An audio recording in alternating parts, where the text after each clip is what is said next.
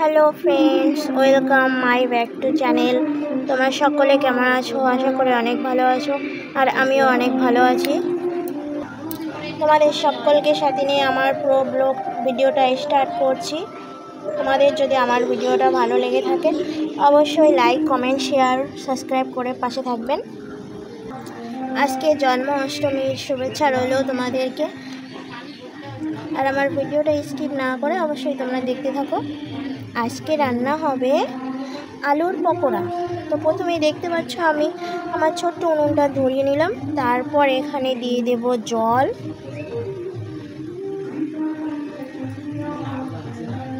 জলটা গরম হয়ে গেছে। এখন এই দেখতে পাচ্ছ এখানে আলু নিয়েছি, আলু 2 পিস নিয়েছি, এখানে দিয়ে দেব।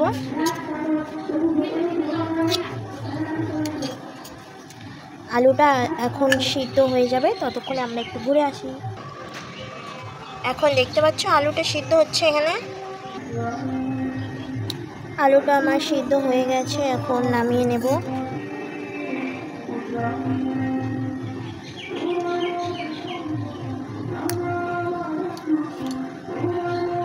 এই দেখো কত সুন্দর সিদ্ধ হয়ে গেছে।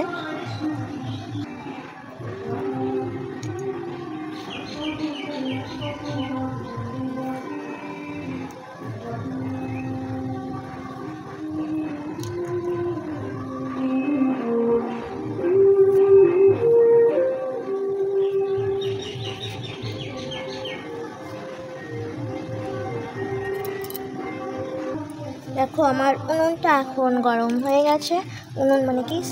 আমার কড়াইটা গরম হয়ে গেছে। এখন কড়াইয়ে তেল দিয়ে দেবো, সামান্য তেল দিয়ে দিলাম।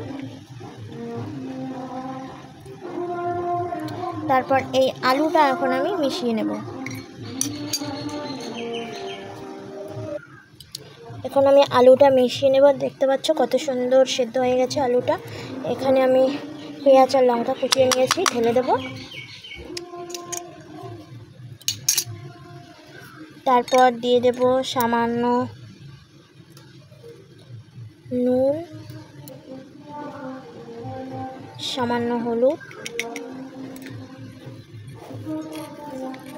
তারপর ভালো করে দেখো মিশিয়ে নিচ্ছি।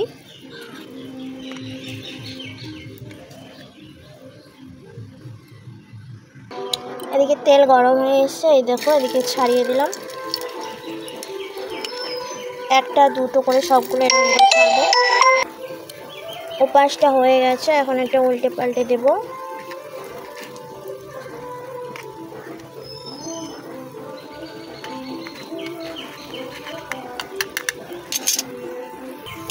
এই দেখো কত সুন্দর হচ্ছে আলুর চপ।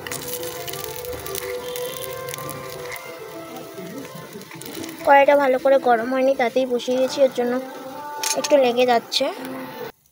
এখন আমি এগুলোকে নামিয়ে নিচ্ছি একটা একটা করে।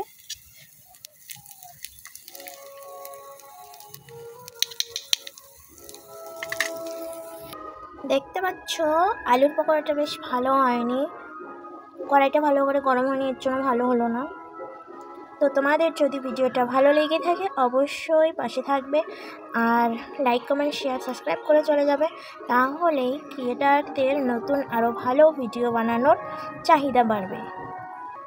তো লাস্টে বলবো অবশ্যই সুস্থ থাকুন, ভালো থাকুন সবাই।